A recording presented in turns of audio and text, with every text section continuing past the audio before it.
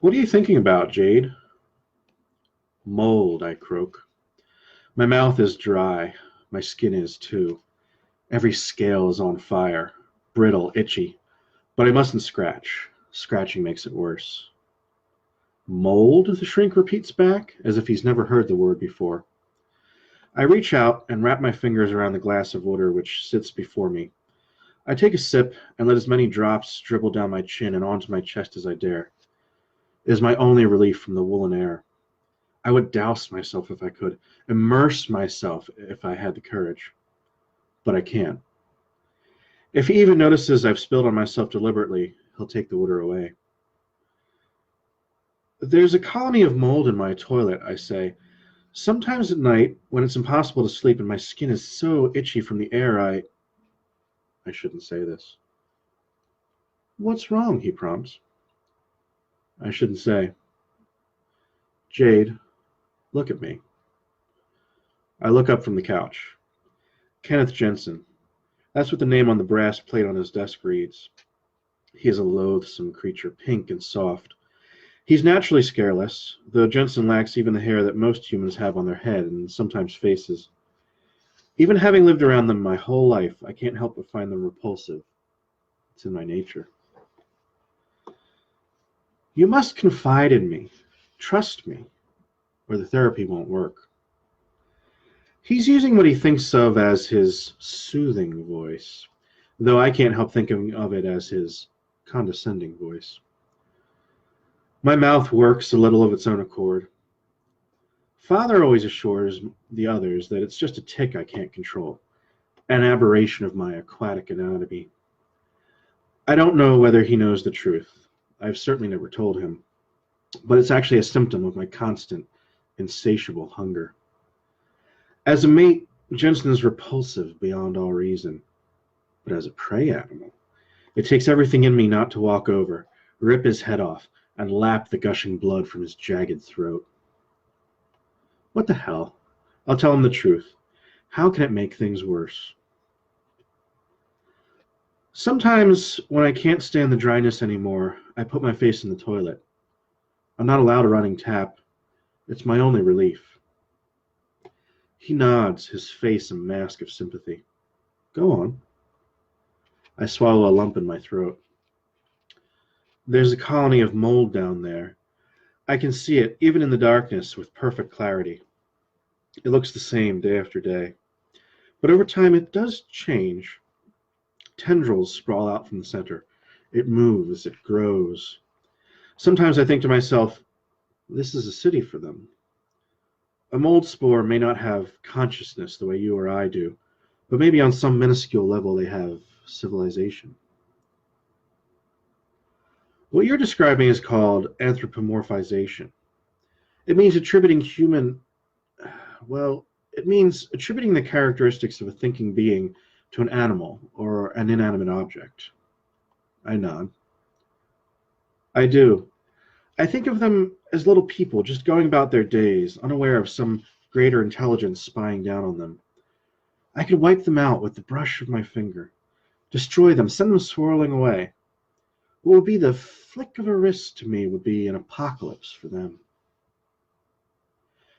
And why do you think you don't do it? Wipe them out, I mean. I purse my chapped lips, but I'm unable to conjure an answer before the alarm on his desk goes off. Jensen claps his hands together, rises to his feet. Well, that's all the time we have. We'll pick up again from here next week. Is Tuesday still all right for you? I can tell as his face turns a deeper shade of pink that he realizes how ridiculous his question is. I'm not supposed to think of myself as a prisoner. Father's told me so 1,000 times. But I'm under no illusion that my schedule, or indeed my life, is my own. Since I don't respond, he hurries to open the door for me. I take his hand as I leave. I've long since learned to suppress my urge to shudder at the grotesque warmth and softness of it, but I expect I'll never get over what is really a gut revulsion. The way some humans hate spiders and leeches is how I feel about humans. I shuffle down the hallway to Father's workspace. I am unaccompanied, a supposed sign of Father's trust in me, but it is not lost on me that all of the surveillance cameras in the hallways of the complex constantly swivel to follow my every move. I'm watched ceaselessly. The biometric scanner on the door is incapable of even recognizing my DNA, so I must knock. The door opens and Father stands there, his flat, useless teeth bared in a smile. I force a smile back at him, though I've been told I look like a great white shark when I do. It's what Father expects of me. The prodigal daughter returns, he says, as he does every day. And how are we doing today, my lovely? I'm doing very well, thank you, Father. He's only father to me, of course. He has no biological children that I'm aware of. His name tape proclaims him to be Davis, but to the other researchers, he is simply Ron. I guess that would make me Jade Davis, but I've never had occasion to fill out paperwork that required a surname. To the few people I meet in my daily routine, I'm simply Jade to my face, and that horrible thing when they think I'm out of earshot. Good stuff, he rattles off mindlessly, rubbing his hands together. Hungry? He gestures at a food tray the service workers have delivered. Only Father and myself rate delivery service in the facility. Myself for obvious reasons, and Father because he's so important. The others, I'm told, must report to the cafeteria 3 times a day to retrieve their food. Father only attempted that with me once before deciding it wouldn't work out. The tray is laden with a bounty, or at least a human bounty. Grain the texture of wood, floppy dead meat the flavor of plastic, and worst of all, terrestrial vegetables, which I cannot differentiate from my own scat. My stomach roils inside of me, crying out, as it constantly does, for warm, wriggling flesh. I have forced myself every day for 16 long years to stuff these grotesqueries down my gullet, in a vain attempt to dull the constant ache of hunger. I do so now, picking up a fork and knife, as I know Father wants me to, and forcing bite after ashen bite into my mouth. Only the chopped egg and tuna fish are vaguely palatable. The rest is sickening, like filling my belly with sand just to ease the ache. Tell me, Jade, have you ever wondered what we do in this facility? Torture me. I've never really given it much thought, Father. He barks gutturally, clasping his belly. Intellectually, I recognize laughter as the sound of mirth, but it never stops sounding like someone scraping my otoliths with a razor blade. You're a terrible liar, Jade. I wouldn't recommend a career in politics. Try again. Research? What sort of research? My teeth chatter. That involuntary response telling me to rip out Father's throat and devour his flesh. Research on sea-dwelling creatures? His eyes glimmer. He's pleased with me, or at least as pleased as he is capable of being. Such as yourself. Such as myself, I agree. Father taps his nose and makes the sound of a bell. Ding, ding, ding. You're so smart. I always said you were. And you're correct. This is an aquatic research facility, and I am a marine biologist. You're my greatest accomplishment, of course, Jade. But now that you're almost an adult, I think it's time you met your brothers and sisters. My eyes widen and my nostrils flare. My interest must be obvious because Father is grinning. There are others? Like me? No, not like you. Not exactly. You are a Draco Acerbus, a dark one. Dark one. I glance at the green scales of my body, a body meant to traverse the inky ocean depths where no sunlight may penetrate, not suffer on land. It seems a fitting moniker, and in all my life no one has ever told me what I am. But now I know. These, however, Father, Davis, I should say, continues, your spiritual brethren are Homarus Tyrannus. Davis places a mason jar on the table between us. It is filled with water, but otherwise seems empty. I kneel down and examine it closely, but then I spot something, a tiny insectoid, no longer than my fingertip. Its skin is yellowish, but mostly translucent. I can see its tiny organs pulsating within. It resembles one of the shrimp the cafeteria sometimes serves. Or, as they're known in the vulgar parlance, clickers. I look up at Davis. I grew from something like this? He shakes his head. God, even for a human, he's ugly. No, my darling, you hatched from an egg. I've kept one of your sisters, actually. Oh my, you're learning all sorts of things today, aren't you? Yes, I am. He gestures for me to join him at a freezer. He opens the door, and my eyes light on an egg the size of my head, one of my kin. I reach out to caress it, but Davis frowns. He disapproves. Will she ever hatch? I ask. My voice is a scratchy whisper, and not just from the lack of odor. He chuckles that grating, disgusting guffaw. Oh no, my dear, he says, slamming the door shut. She's hard-boiled. I only secured permission to keep you. When you survived hatching, I had to dispose of the rest of the clutch, and I could only convince them to keep this one for the testing. I was the cause of this. Me living meant death for my brethren. Did you name her before... I trail off. No, not before. But I call her Emerald now. Emerald. The name stirs something in me. If I were like them, salty fluid would be leaking from my eyes. But I'm not like them. Davis picks up a small plastic bag containing a goldfish and walks with it back to the table. He unscrews the clicker's jar, but does not remove the lid. The burbling, mindless fish is small, but still many times the size of the larval clicker. The goldfish could easily swallow it whole. I'm shocked, therefore, when Davis quickly lifts the lid, slips the fish inside the jar. He does it hastily, as though terrified the tiny bug will escape. You feed them to goldfish? I ask. Considering how little regard he had for my biological sister, it makes sense that he would use my spiritual ones as chum. Just watch, he replies. I watch as the dumb fish swims lazily toward the larva, its lips constantly flapping. Then the clicker strikes, its tail snapping forward over its head and striking the goldfish's nose. The clicker is so tiny, I'm surprised when the strike arrests the goldfish in its path.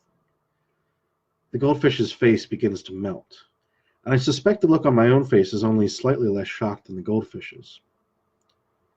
As its lips and nose sizzle away, the goldfish attempts to escape, paddling full speed toward the wall of the jar. It bumps the wall, and the clicker is upon it. The clicker strikes at its tail, which falls away from the rest of the fish, then strikes again at its body 3 more times before the flesh drips away from the bone. The entire fish has been liquefied into a putrescent pile which sinks to the bottom of the jar. The clicker begins devouring the vomity mess. I look up at Davis. How am I related to these? That is the question, he replies, for all the world like his beloved Hamlet. Your kind and theirs share some kind of symbiotic bond. We've never been entirely certain whether it's that of masters and pets or farmers and stock, but it is my appointed task to learn if either or both of you can be domesticated. Domestication. It's as good a term as any for what he's done to me. But how does one go about domesticating, or enslaving, or imprisoning a creature like a clicker? Are they intelligent, I ask? Can they be brainwashed? Taught to behave as I have? He shakes his head. No more intelligent than a dog, I'm afraid. And we've had to control them as we do dogs. Davis lifts a sheet from a tray of medical instruments. He selects a pair of tongs and a long syringe with a tiny needle. He again unscrews the mason jar, but this time is less careful about removing the lid, as the clicker is still busy gorging itself on liquefied goldfish. With a speed and skill that can only be gained by years of experience, he reaches into the jar with the prongs and immobilizes the clicker. With one hand on the prongs, he uses the other to lower in the syringe, and injects something into the clicker. Then, apparently expecting swift retaliation, he removes the instruments and swiftly screws the lid back on. The clicker zooms up the waterline and angrily begins punching at the lid. But for now, it can only emboss the metal, not escape. What was that, I ask. That's right. You've never seen a dog before, have you? I don't respond. He continues anyway. A dog will ignore a fence, dig under it or slide through it, but you can put a collar on the dog that shocks it when it crosses an invisible line in your yard. You essentially establish new boundaries for it. No matter how dumb the dog is, it'll stop when it gets shocked. He kneels down and peers into the mason jar. The tiny larval clicker is convulsing, apparently not taking very well to whatever Davis injected it with. What I have inserted into our little friend is a shock collar. The larval stage is the only time when they're soft enough for the insertion. Only 1 in 10 survive the procedure. Only about half of those survive to adulthood. Luckily, I don't have to inject each one individually anymore. We have machines that can do this to an entire clutch of eggs in mere minutes. In other words, he's automated the Holocaust. And now, after 16 years of diligence, my work is paid off. Davis approaches a wall with a small seam in the center. He presses a button and the seam splits, each half of the wall sliding in the opposite direction, revealing a room-sized tank. It is packed with clickers, ranging in size from a small dog to a large horse. Despite Davis's belittling, I have seen dogs on television, and I know about them. The clickers are not different in form from the larval ones I just saw, but their shells are thicker and harder. I can see why it would be impossible to attempt collaring them at this stage in their development. They seem despondent. They're all sitting on top of each other, not even moving or making noise, like zoo animals suffering loss of purpose. And now, my dear, it's time for you to finally do what you were born and raised to. He points to the ladder, leading up into the tank. I've seen what a clicker only a few centimeters long can do. These larger creatures could melt and devour me in an instant. I glance back at Davis, but his eyes have hardened. Some dad. He doesn't even raise a weapon. The cold threat is implicit in his demeanor. I'm not his daughter. I'm just a lab rat. No more vibrant or living than Emerald, my hard-boiled sister.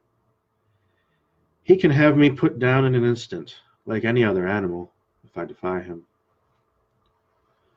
What do you want me to do, I ask. Just see if you can communicate with them. That's all. I don't expect miracles today. This is a process like any other. It'll take as long as it takes. Unless they decide to kill me right now. I climb up the ladder. The hatch will allow me in, but not back out. A safety precaution to prevent the clickers from escaping, no doubt, but also a death sentence for me. I stare down into the glistening, sapphire blue liquid. It is calling to me. I want to luxuriate in it. But I have no desire to be clicker chum. I look back to Davis. By the way, he says, I spoke to Dr. Jensen earlier. I wouldn't worry about that mole in your toilet. We're going to have the water cut off. You'll have to shit in the corner, I suppose. The bastard told Davis everything. He probably has been for years. Why not? You can't have doctor-patient confidentiality with a lab rat. Only a person. And I am decidedly not a person. I plunge in. The glorious liquid is everything I've ever dreamt of. My skin feels for the first time like it's not choking me. My lungs don't struggle for every breath. A different organ, one I've never experienced before, kicks in. My gills. I almost don't even care if the clickers kill me. I've never felt so alive. They would only be taking me out in my prime. I sink down to them, but they do not strike at me. In a strange way, I can feel what they feel. They don't consider me food. I drop into the pile with them, gently petting a smaller brown one. They're so miserable. I just want to lay down and be despondent with them. I hug my small brown friend. Inside, Davis is on the telephone. He thinks I can't hear him, but I've never been immersed in water before. He's never measured my full capabilities before. All of my senses are sharpened. In fact, it's like I'm hearing for the first time. Yes, the experiment is going magnificently. Imagine we'll be able to turn their own biological weapons against them. An army of clickers not coming up onto land, but invading their cities, destroying their kind, under our control. He's talking about my people, the Dark Ones. My eyes narrow. I know now what I was born and raised to do, despite what my erstwhile father may think. I approach the glass and bang on it. The clickers are sympathetic to my rage. Brownie and his compatriots approach the glass and begin striking at it with their scorpion-like pincers on their tails. Davis puts down the phone and stares at me. He realizes I can hear him. You can't break that glass. It's shatterproof and 3 feet thick.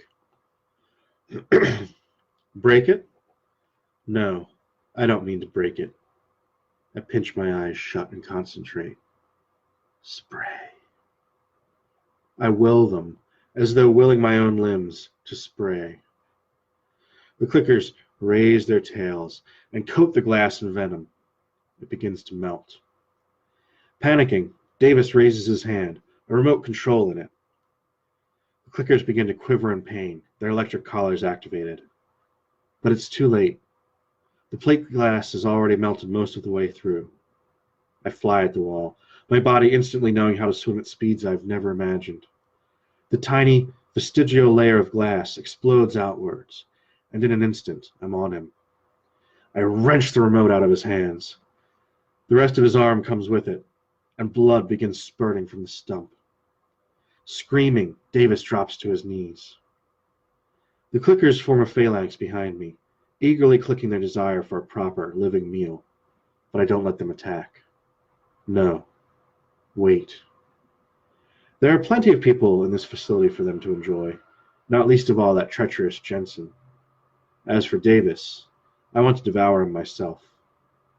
Alarms are blaring. They must have started when I shattered the glass. Security personnel pour into the room, weapons raised.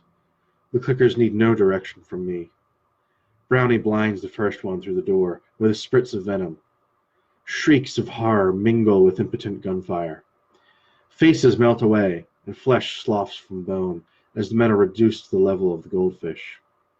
The clickers have rediscovered their purpose. I kneel down before the panicking, shock-addled humans who thought that he could control me. I take his face in my hands.